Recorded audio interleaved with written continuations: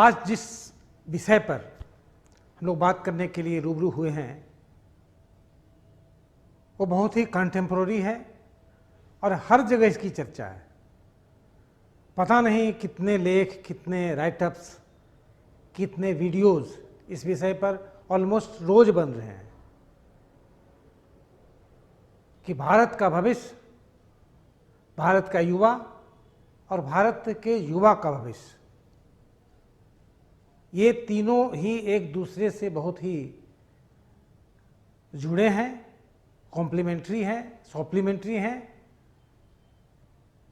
सच यही है कि भारत का भविष्य जो भी होगा वो युवाओं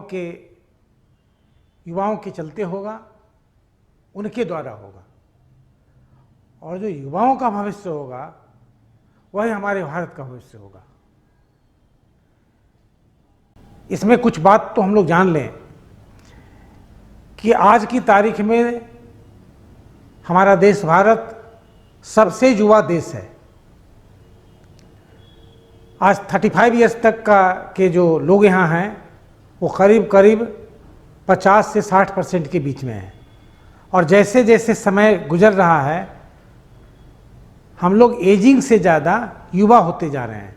एकमात्र कंट्री पूरे विश्व में है जब सारे देशों में, करीब सारे देश में मैन पावर की कमी, श्रम शक्ति की कमी होगी, हमारा देश भारत एनर्जेटिक यूथ के द्वारा, बबलिंग एनर्जी के साथ कुछ भी करने को तैयार होगा। बस इसमें एक दिशा की जरूरत है, एक मार्गदर्शन की जरूरत है, और जरूरत है इस बात की कि हम लोग किस दिशा में आगे बढ़ें।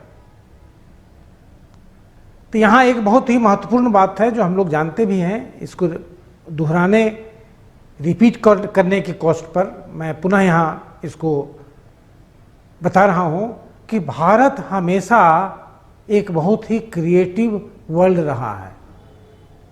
भारत हमेशा क्रिएटिव देश रहा है, क्रिएटिव द्वीप रहा है। आप 1700 देख लें, 1800 देख लें, 1900 देख लें, अगर उस समय के डेटा को आप देखेंगे तो पाएंगे कि 31%, 29%, 27%, 22% जीडीपी पूरे वर्ल्ड का सिर्फ भारत में होता था। जितनी इंडस्ट्री होती थी, जितना ट्रेड होता था, जितनी नई खोज होती थी, जितने भी इनोवेशन होते थे, जितनी भी रचनात्मक खोज होती थी, जितनी साइंटिफिक खोज होती थी, सब का सब नहीं तो कम से कम मेजॉरिटी भारत की देन होता था। लेकिन पिछले 200 सालों में जब फॉरेन कंट्रीज़ का यहाँ राज रहा या हम लोग गुलाम रहे, तो एक तरह की मानसिकता को जान करके पैदा किया गया जिससे भारत कमज़ोर हो, भारत एक फॉलोअर्स का देश हो, भारत एक लीडर्स का देश नहीं हो। हर गांव में पहले एक बहुत बड़ा गुरुकुल होता था जिसमें 16 से 64 विधाओं को पढ़ाया जाता था हर गांव में। मैकेले ने अपने जब सर्वे किया था तो पाया था कि 98-99% यहाँ की लिटरेसी रेट है, और उन्होंने अपने पिता को पत्र लिखा था, बाद में पार्लियामेंट में जो अपनी स्पीच दिया था उसमें उन्होंने कहा था कि भारत एक ऐसा इनक्रेडिबल कंट्री है जिसको कभी भी गुलाम नहीं बनाया जा सकता है। अगर इसको सदा के लिए गुलाम बनाना है तो इनको अपनी सभ्यता के प्रति, अपनी संस्कृति के प्रति एक हीन भावना पैदा करना होगा। इसको एक फॉलोअर्स का देश बनाना होगा। इसमें लीडरशिप के जो गुण हैं उसको बाहर कर देना होगा। और उन्होंने एक नई शिक्षा पद्धति लाई, एक इन्फिनिटी कॉम्प्लेक्स को इंट्रोड्यूस किया, और ये बरसों से चला रहा है। आज हम इनोवेटिव कंट्री की जगह पर, आज हम एक लीडरशिप कंट्री की जगह पर एक फॉलोअर की कंट्री हो गए हैं। सेल्समैन और सेल्स गर्ल्स, सेल्स बॉयज़ की कंट्री बनकर रह गए हैं। अगर अपने देश के विकास की दिशा, अपने युवाओं के विकास की दिशा को पूरी की पूरी तरह बदल देनी है तो हमें इस मानसिकता से छुटकारा पाना होगा। सबसे पहले हमें फॉलोअर्स का रोल छोड़ करके लीडरशिप के रोल में जाना होगा और उसके लिए सबसे महत्वपूर्ण है कि रचनात्मक तरीके से सोचना, रचनात्मक तरीके से काम करना, नए नए काम को टेकअप करना। फेल अगर हो जाते हैं तो फेल्योर को बहुत बड़ा महत्व नहीं देना, बल्कि अपनी सोच को, अपने इनोवेटिव स्टाइल को, अपने क्रिएटिव स्टाइल को, क्रिएटिव थॉट्स को बढ़ाते रहना है। न कि एक बार हम फेल कर गए। फेल करना जिंदगी की भूल नहीं, जिंदगी की कमी नहीं, खराबी नहीं, बल्कि एक स्टेपिंग स्टेप टुवर्ड सक्सेस माना जाना चाहिए। तभी एक इनोवेटिव कंट्री हो पाएंगे हम लोग, तभी एक क्रिएटिव कंट्री हम लोग हो पाएंगे। हमारे जो पूर्वज, आज के जो पूर्वज हैं, पुराने पूर्वज नहीं, जो आज के हमारे पेरेंट्स हैं, उनका कोई दोष नहीं है, लेकिन एक जो स्लेव कंट्री के चलते आया, फॉरेन रूल के चलते आया, उनके विचार धारा जो है, उनका जो थॉट प्रोसेस है, उससे हम लोग को बाहर निकलना पड़ेगा कि हमको यही करना है, ये नहीं करना है, ये करना है, ये नहीं करना है। हमें आज ये देखना पड़ेगा कि हमारे हर बच्चे में किस चीज़ का पोटेंशियल सबसे ज़्यादा है। अगर कोई बहुत अच्छा डांस करना चाहता है तो मुझे टॉप क्लास का डांसर बनाने की कोशिश करनी चाहिए। किसी का इनोवेशन में साइंटिफिक टेम्पर है तो उसको साइंटिस्ट बनाने की कोशिश करनी चाहिए। कोई अच्छा चेस खेलता है तो उसमें चेस में आगे बढ़ाना चाहिए। इस तरह की कितनी विधाएं हैं पता नहीं। कोई पेंटर अच्छा बन सकता है, कोई डिजाइन अच्छा कर सकता है। हमारे डेवलपमेंट के लिए, देश के विकास के लिए कोई एक चीज़ की ज़रूरत नहीं है। आज भी हमारे शहर में, हमारे गांव में, हमारे जो आज के पेरेंट्स हैं, वो तो या तो आईएएस बनने कहते हैं, आईपीएस बनने कहते हैं, इंजीनियर बनने कहते हैं, डॉक्टर बनने कहते हैं। कुछ गिने चुनी चीज़ें ही हैं जो कि हम लोगों को बचपन से ही सिखाया जाता है कि हमें इन्हीं सब चीज़ों में काम करना है। और जब हम वो नहीं बन पाते हैं तो हमारे मन में, हमारे दिलो दिमाग में एक इन्फिनिटी कॉम्प्लेक्स, एक कॉम्प्लेक्स का भाव आता है।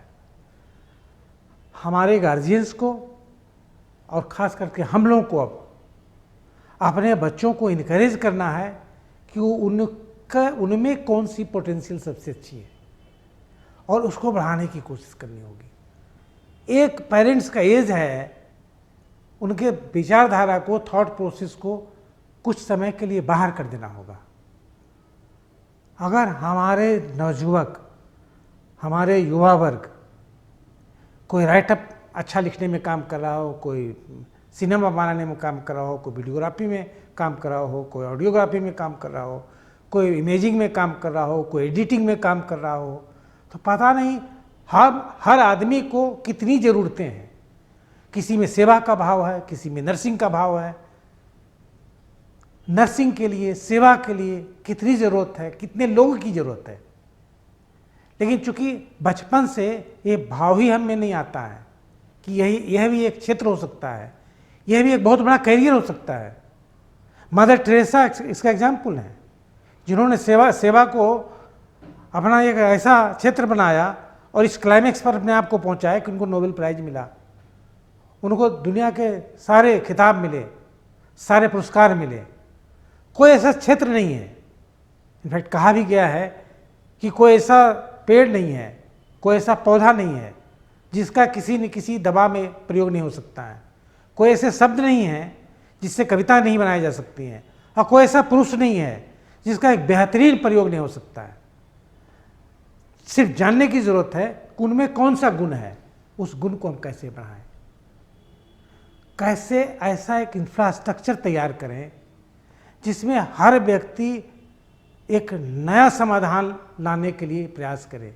सब कम से कम पानी यूज करके कैसे हम खेती कर सकते हैं, पानी का बचाव, सेव द वाटर कहते हैं, कैसे कर सकते हैं, इन्वायरमेंट को कैसे सुंदर बना सकते हैं, जितने भी कचरा प्रबंधन और अच्छा कैसे कर सकते हैं, लाइफ को इजी कैसे बना सकते हैं।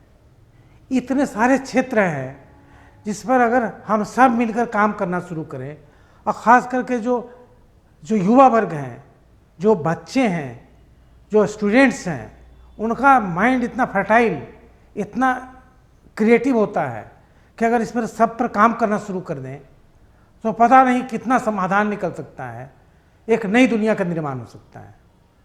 हमारे बच्चे आते हैं, कुछ चीज़ों को रट लेते हैं। एक स्कूल होता है जिस स्वच्छता का लेख रट लेते हैं वो, लेकिन उनका रूम जो है, जिस क्लास में वो बैठे हैं, वो रूम ही स्वच्छ नहीं रहता है।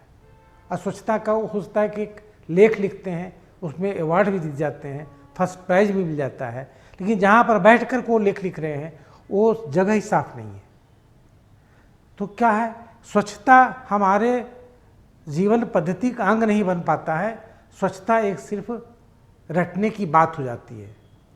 हर बच्चा जब घर से स्कूल तक आता है तो रास्ते में जाम की समस्या, पॉल्यूशन की समस्या, नॉइज की समस्या, कितनी समस्याओं को देखते हुए आता है। हर रोज़ हम अगर इनकलकेट करें कि जिन समस्याओं को तुम इनकाउंटर कर रहे हो उसको कैसे, उसका समाधान क्या सोच सकते हो, अगर हमारे हजारों लाखों बच्चे, स्टूडेंट्स, युवा वर्ग इस पर विचार करना शुरू करेंगे तो मुझे तो 100% विश्वास है कि एक साल के अंदर हमारे कम से कम 80-90% समस्याओं का समाधान निकल सकता है। लेकिन हमारा एजुकेशन पद्धति, हमारे विचारधारा, हमारे सोचने का तरीका जो है, आज एजुकेशन का मतलब होता है चीज़ों को रट जाना, न कि अच्छी ज़िंदगी कैसे बनाई जाए, जीवन में एक नया आयाम कैसे जोड़ा जाए, इस पर हम लोग काम करें। तो आज के युवा के लिए अगर सबसे महत्वपूर्ण कोई चीज़ है तो ये है कि हम लोग कैसे नया सोचें, हम लोग कैसे इनोवेटिव हों, हम लोग कैसे क्रिएटिव हों। हर आदमी एक नया प्रोडक्ट कैसे लाए, हर आदमी एक नया एप्लीकेशन कैसे लाए, इतनी चीज़ें की जा सकती है। हम हर आदमी को सोसाइटी में बहुत तरह की ज़रूरत है, बहुत तरह की सेवा की ज़रूरत है, और कुछ हमारे बच्चे हैं जो इन सब चीज़ों को नए तरीके से रिजोल्व कर सकते हैं, सोल्व कर सकते हैं। उनको इनकरेज करने की ज़रूरत है, उनको एक नया इन्वायरमेंट देने की ज़रूरत है, इनको एक नया इंफ्रास्ट्रक्चर देने की ज़रूरत है, और एक नई शिक्षा पद्धति ला करके हमारे सोच को समाधान ओरिएंटेड बनाने की ज़रूरत है।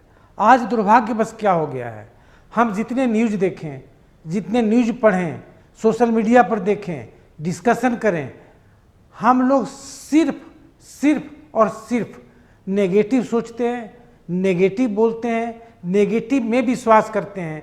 अगर अचानक यहाँ कोई कह दे कि एक व्यक्ति बहुत अच्छा काम कर रहा है तो 100 में से 90 लोग इसको विश्वास नहीं करेंगे, कहेंगे झूठ है, फेक है, इसमें कुछ फ्रॉड है, कुछ स्कैम है।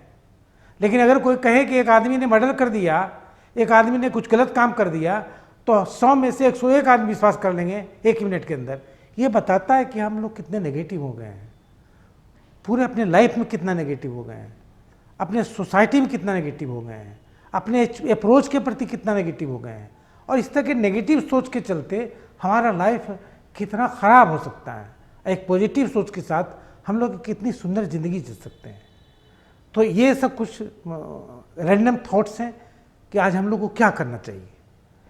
फिर स्पेसिफिक थॉट में अगर जाएंगे तो हम लोग स्टार्टअप में, स्टैंड अप में, एजुकेशन में, टेक्नोलॉजी में, हर क्षेत्र में, कृषि में, ऑर्गेनिक कृषि में, हर क्षेत्र में एक नया आयाम रोज जुड़ रहा है। और उसमें काम करने के लिए बहुत लोग हमारे साथ हैं, बहुत स्टूडेंट्स हैं, युवा हैं, नवयुवक हैं, नवयुवतियाँ हैं। अब है कि सिर्फ उस दिशा में उनको कैसे हम लोग मोड़ें। आज का सबसे बड़ा प्रश्न यही है, समस्या भी यही है कि उनको किधर कैसे मोड़ें, और हमारी सारी समस्याओं का समाधान भी यही है। धन्यवाद।